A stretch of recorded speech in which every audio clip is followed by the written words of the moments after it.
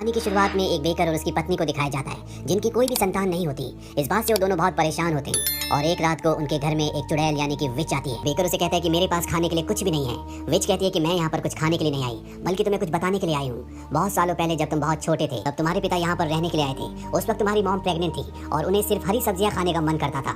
इसीलिए एक रात को तुम्हारे पिता मेरे बागीचे में हरी सब्जियां चोरी करने के लिए आए। अगर मैं चाहती तो उन्हें एक डॉग, कुर्सी या मूर्ति बना सकती थी, लेकिन मैंने ऐसा कुछ भी नहीं किया।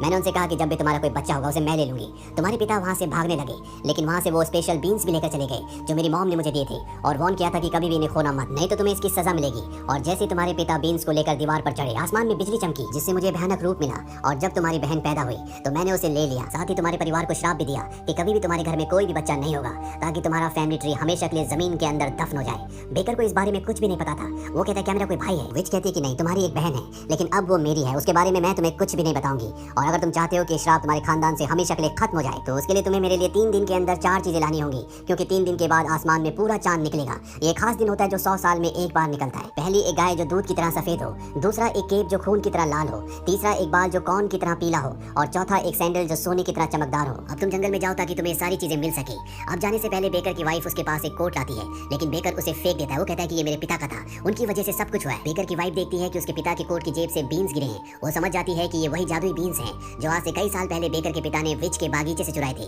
वो उन बीन्स को भी अपने साथ रख लेती है। वहीं दूसरी तरफ एक लड़की को दिखाया जाता है जिसका नाम सिंड्रेला है, जो अपनी सौतेली माँ और सौतेली बहनों के साथ रहती है। घर का सारा काम सिंड्रेला से ही करवाया जाता है। और एक दिन जब उसकी सौतेली माँ और सौतेली बहन राजा के जश्न में जा रहे होते हैं, सिंड्रेला भी वहाँ पर जाना चाहती है, लेकिन उसकी सौतेली माँ और उसकी बहनें उसका मजाक उड़ाती है। वो कहती है कि तुम अपनी ड्रेस देखो, अपनी सैंडल्स देखो, वहाँ पर सब लोग तुम पर हंसेंगे। इन कपड़ों में तुम राजकुमार के सामने डांस करना चाहती हो। उसकी सौतेली माँ जानबूझकर वहाँ पर दाल बिखेर देती है और कहती है कि पहले एक काम करो। उन तीनों के जाने के बाद सिंड्रेला जंगल में जाती है जहाँ पर उसकी मॉम की कब्र है। सिंड्रेला अक्सर यहाँ पर आती है। उसने अपनी मॉम की कब्र पर एक छोटा सा पौधा लगाया था जो आज उसके आंसुओं से इतना बड़ा हो चुका होता है। वहाँ पर वो कहती है कि आई विश। तभी उसे उसकी मॉम की आत्मा उस पेड़ पर दिखती है और उसकी मॉम कहती है कि जो भी तुम्हारी विश है वो मांग लो। और अगले पल सिंड्रेला के कपड़े पूरी तरह से बदल जाते हैं। उसके शरीर पर एक बहुत ही सुंदर पोशाक आ जाती है और साथ ही उसके पैरों में सुनहरी सैंडल्स। वहीं जंगल में बेकर उन 4 चीजों को ढूंढ रहा होता है। तभी उसे एक लड़की दिखती है जिसने केप पहना होता है जिसका रंग खून की तरह लाल है। इस लड़की को बेकर पहले से जानता है। यहाँ पर अब विच भी आ जाती है। बेकर कहता है तुम खुद जाकर क्यों नहीं ले लेती? विच कहती है कि मैं उन 4 चीजों में से किसी को भी हाथ नहीं लगा सकती। विच वहाँ से चली जाती है। बेकर उस लड़की के पास जाता है और उससे उसके केप को जबरदस्ती छीन लेता है। वो लड़की चिल्लाना शुरू कर देती है, इसीलिए बेकर को उसका केप उसे वापस लौटाना पड़ता है और वो लड़की वहाँ से निकल जाती है। दरअसल वो अपनी दादी के घर जा रही होती है। अब यहाँ पर बेकर की पत्नी भी आ जाती है और इन्हें इस जंगल में एक लड़का दिखता है जिसके पास गाय होती है जो दूध की तरह सफेद है और इन्हें इसी गाय की जरूरत है। ये उस लड़के के पास जाते हैं और उससे पूछते हैं कि तुम यहाँ पर क्या कर रहे हो? वो लड़का बताता है कि मैं शहर इस गाय को बेचने जा रहा था पर मैं अपना रास्ता भूल गया। बेकर उससे पूछता है कि तुम इसे कितने में बेचना चाहोगे? वो लड़का कहता है कि 5 पाउंड्स में, लेकिन बेकर और उसकी पत्नी के पास एक भी पाउंड नहीं होता। बेकर की पत्नी कहती है कि हमारे पास 5 बीन्स हैं जो कि मैजिकल बीन्स हैं। इसके बदले अगर तुम अपनी गाय देना चाहो तो हम तुम्हें बीन्स दे सकते हैं। हालांकि वो अपनी गाय कभी भी बेचना नहीं चाहता था क्योंकि वो उससे बहुत प्यार करता है, लेकिन वो इस डील के लिए मान जाता है। वो बेकर से कहता है कि एक दिन मैं अपनी गाय तुमसे वापस जरूर लूंगा। वो बीन्स लेकर वहाँ से निकल जाता है और अब इनके पास एक चीज आ चुकी है। इसके बाद बेकर उस तरफ जाता है जिस तरफ वो लाल केप वाली लड़की गई थी। वहीं वो लड़की अपनी दादी के घर पहुंच जाती है पर वहाँ पर एक भेड़िया भेष बदल कर लेटा होता है जो पहले उसकी दादी को खा चुका होता है। लड़की कहती है कि तुम्हारे कान इतने बड़े क्यों हैं? तभी बाहर बेकर एक चीख सुनता है और जब बेकर घर के अंदर जाता है तो देखता है कि वहाँ पर एक भेड़िया भेष बदल कर सोया हुआ है। उसने उस लड़की को और उसकी दादी को खा लिया है। बेकर उस भेड़िया का पेट फाड़कर लड़की को और उसकी दादी को बाहर निकाल देता है। इसके बाद वो लड़की बेकर को अपने लाल रंग का केप दे देती है जो बेकर को चाहिए था और अब बेकर के पास 2 चीजें हो चुकी हैं। वहीं सिंड्रेला को दिखाया जाता है जो अपनी सुंदर पोशाक पहनकर राजा की पार्टी में राजमहल गई थी। वो वहाँ से भाग रही होती है। दरअसल उसने वहाँ पर राजकुमार के साथ डांस किया था और राजकुमार उसे बहुत पसंद करता है, इसीलिए राजकुमार उसका पीछा भी करता है। पर सिंड्रेला जंगल में पहुंच जाती है जहाँ पर बेकर की वाइफ जो कि गाय लेकर घर जा रही होती है वो उसे देख लेती है। सिंड्रेला वहीं पर छुप जाती है और तभी वहाँ पर राजकुमार आता है। राजकुमार बेकर की वाइफ से पूछता है क्या तुमने यहाँ से किसी लड़की को जाते हुए देखा? वो मना कर देती है। राजकुमार वहाँ से चला जाता है। सिंड्रेला और बेकर की वाइफ बातें कर रहे होते हैं और तभी बेकर की वाइफ देखती है कि उसके पैर में जो सैंडल है वो सुनहरी रंग की है और ये वही सैंडल है जो उसे चाहिए। वो इससे पहले कि उसकी सैंडल मांगती उसकी गाय यहाँ से भाग जाती है, इसीलिए उसे अपनी गाय के पीछे जाना पड़ता है पर ना उसे गाय मिलती है और ना ही सिंड्रेला की सैंडल। अगली सुबह वो राजकुमार को दोबारा देखती है जो अपने छोटे भाई के साथ होता है। उसका भाई कहता है कि यहाँ जंगल में एक टार है जहाँ पर ऊपर जाने के लिए कोई भी रास्ता नहीं है और उसके बाल बहुत खूबसूरत और लंबे हैं। वो कौन की तरह सुनहरे हैं। मैंने कहा रुपंजल अपने बाल नीचे फेंको। उसने अपने बाल नीचे फेंके जिससे चढ़कर मैं ऊपर चला गया। ये बात बेकर की पत्नी सुन लेती है और उसे भी ऐसे बाल चाहिए जो कौन की तरह पीले हों, इसीलिए वो उस टावर के पास जाती है और कहती है कि रुपंजल अपने बाल नीचे फेंको। तभी वहाँ पर एक सुंदर लड़की आती है और ये लड़की और कोई नहीं बल्कि बेकर की बहन है जिसे विच ने अपनी कैद में रखा हुआ है, पर इसे नहीं पता कि विच ने इसे चुराया था। ये विच को अपनी मॉम समझती है। बेकर की पत्नी नीचे से कहती है कि रुपंजल अपने बाल नीचे फेंको और वो अपने बाल नीचे फेंक देती है, जिन्हें बेकर की पत्नी काट कर यहाँ से भाग जाती है और वो सीधा जंगल में अपने पति के पास जाती है जहाँ पर उसके पति ने गाय को भी ढूंढ लिया होता है, यानी कि अब इनके पास 3 चीजें हैं। वहीं उस बच्चे को दिखाया जाता है जिसने अपनी गाय इन्हें 5 बीन्स के बदले बेची थी। जब वो अपने घर जाता है तो उसकी मॉम बहुत गुस्सा होती है। वो कहती है कि तुम बेवकूफ हो। वो उसे बीन्स छीन कर फेंक देती है और अगली सुबह जब वो बच्चा उठता है तो वो देखता है कि उसके घर के बाहर एक बहुत ऊंचा पेड़ है जो आसमान की ऊंचाइयों को छू रहा है। वो उस पर चढ़ना शुरू कर देता है और इसके बाद रात को बेकर और उसकी पत्नी के पास एक सोने का अंडा लेकर आता है। वो कहता है कि अब मुझे मेरी गाय वापस चाहिए। बेकर की पत्नी सोने का अंडा देखकर पूरी तरह से हैरान होती है। वो कहती है कि मैंने आज से पहले कभी भी सोने का अंडा नहीं देखा, ये तुम्हें कहां से मिला? वो बताता है कि जो जादुई बीन्स तुमने मुझे दिए थे उससे एक बहुत ऊंचा पेड़ उगा जो दूसरी दुनिया तक जाता था, वहीं से मैं सोने का अंडा लेकर आया हूँ। पर बेकर उसे उसकी गाय वापस नहीं लौटाना चाहता और जब ये आपस में आर्ग्यूमेंट्स कर रहे होते हैं तभी गाय गिर जाती है, उसकी मृत्यु हो जाती है और आसमान से आवाज आती है जो कि विच की होती है। वो कहती है कि 2 रातें बीत चुकी हैं, अब तुम्हारे पास सिर्फ एक और दिन बचा है। इसके बाद विच जब अपने घर जाती है तो वो देखती है कि वहाँ पर बेकर की बहन रिपंजल से राजकुमार मिलने आया है। इस बात से उसे बहुत गुस्सा आता है और वो उसके बाल काट देती है। वहीं वो लड़का जिसने बेकर को गाय बेची थी, जब वो अपने घर जा रहा होता है तो उसे वो लड़की दिखती है जिसने बेकर को अपनी केप दी थी। वो देखता है कि उसके पास एक बहुत सुंदर केप है और जब वो उससे केप के बारे में पूछता है तो बताती है कि हम पे एक भेड़िए ने अटैक किया था जिसे हमने मार दिया और मेरी दादी ने उसी की खाल से केप बनाई है। वो लड़का भी उसे सोने का अंडा दिखाता है और बताता है कि मैं इसे जाइंट्स की नगरी से लेकर आया हूँ। वहाँ पर एक बहुत बड़ी मुर्गी थी जिसने अंडा दिया। वहाँ पर एक हार्प भी है जिसे बिना छुए बहुत ही मधुर संगीत निकलता है। वो लड़की कहती है कि तुम झूठ बोल रहे हो,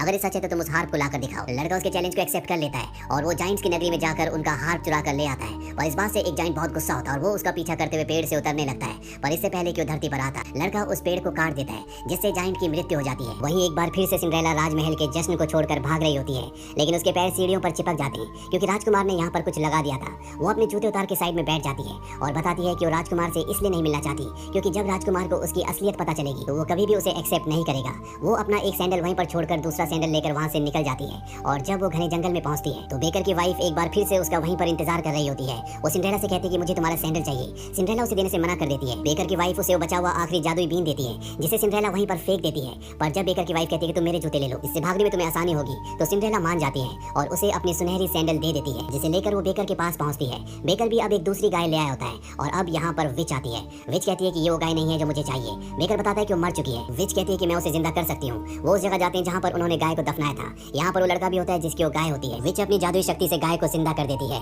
और इसके बाद एक एक करके उसे सभी चीजें खिलाई जाती है, पर गाय दूध नहीं देती जिसे पीने के बाद श्राप टूटेगा। विच कहती है कि जो चीजें तुम लेकर आए हो उनमें जरूर कोई ना कोई गड़बड़ थी। बेकर की पत्नी उसे बताती है कि उन्हें कौन सी चीज कहाँ से मिली और जब विच को पता चलता है कि बाल रिपंजल के थे तो इन्हें बताती है कि मैंने उसके बालों को छुआ था, इसीलिए इस नुस्खे ने काम नहीं किया।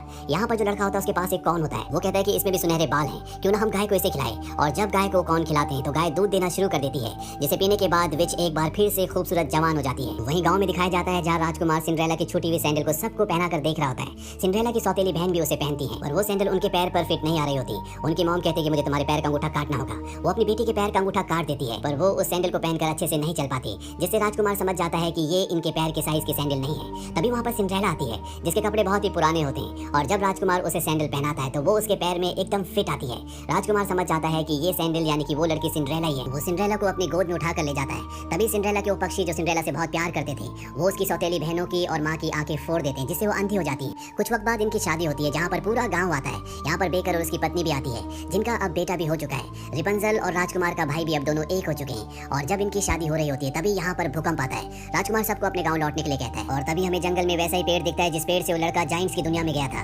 दरअसल सिंड्रेला ने जो आखिरी जादुई बीन फेंका था उससे यहाँ पर एक और पेड़ उग गया होता है। बेकर और उसकी पत्नी अपने बच्चे के साथ जंगल से होते हुए जब अपने गाँव की तरफ जा रहे होते हैं तो उन्हें रास्ता सारा बदला हुआ दिखता है। तभी वो देखते हैं कि वहाँ पर वो लड़की बैठी है जिसने उन्हें अपना केप दिया था। वो लड़की उन्हें बताती है कि हमारा पूरा गाँव उजड़ चुका है, रास्ते बदलने की वजह से मेरी दादी का घर भी मुझे नहीं मिल रहा। अब यहाँ पर बाकी के लोग भी आ जाते हैं और तभी यहाँ पर एक फीमेल जाइंट आती है। ये उसी जाइंट की पत्नी है जिसकी मौत पेड़ काटने की वजह से हुई थी। वो कहती है कि मुझे वो लड़का चाहिए जिस लड़के की वजह से मेरे पति की मृत्यु हुई। यहाँ पर विच भी होती है। वो जानती है कि पेड़ किसने काटा था। वो कहती है कि शाम तक हम तुम्हें वो लड़का दे देंगे और इसके बाद वो जाइंट यहाँ से चली जाती है और अब सब के सब उस लड़के को ढूंढना शुरू कर देते हैं। वहीं बेकर जब उस लड़के को ढूंढ रहा होता है तभी उसे वहाँ पर सिंड्रेला दिखती है जो अपने पुराने कपड़ों में होती है। वो बताती है कि उसने राजमहल छोड़ दिया क्योंकि राजकुमार के कई और लड़कियों के साथ भी रिश्ते थे। वही राजकुमार को दिखाया जाता है जो बेकर की पत्नी के साथ भी फ्लर्ट करता है। बेकर की पत्नी भी उसे मना नहीं करती। राजकुमार कुछ देर बाद वहाँ से चला जाता है और तभी उस जगह से वही जाइंट निकलती है जिस वजह से धरती कांपने लगती है, पेड़ गिरने लगते हैं और जब बेकर की पत्नी अपने आप को बचाने के लिए पहाड़ी के किनारे पर जाती है तो वो वहाँ से गिर जाती है जिससे उसकी मृत्यु हो जाती है। और इसके बाद ये जाइंट की धरती पर आने के लिए एक दूसरे को ब्लेम करना शुरू कर देते हैं क्योंकि बेकर ने अपनी पत्नी को खोया था। वहीं उस लड़की ने जिसने बेकर को लाल रंग का केप दिया था उसने अपनी मॉम और दादी को, और जो लड़का हार्प ऊपर से चुरा कर लाया था जिसने पेड़ काटा था उसने भी अपनी मॉम को खो दिया होता है। यानी उन जादुई बीन्स की वजह से जिससे वो बड़ा पेड़ होगा और जाइंट धरती पर आया, इनके अपने लोगों की मृत्यु हो गई होती है।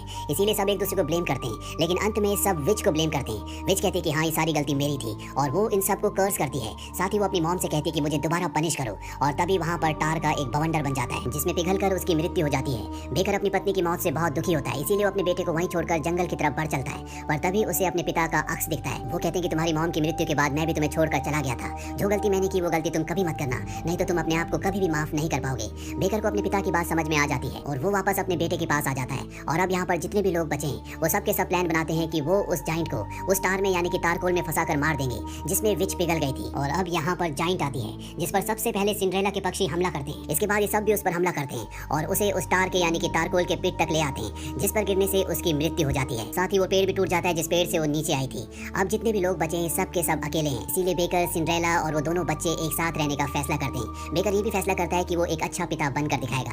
इसी के साथ ये फिल्म यहीं पर खत्म हो जाती है। ये फिल्म ईयर 2014 में रिलीज हुई थी। IMDb पर इसकी रेटिंग है 5.9। उम्मीद करते हैं कि ये कहानी आपको पसंद आई होगी।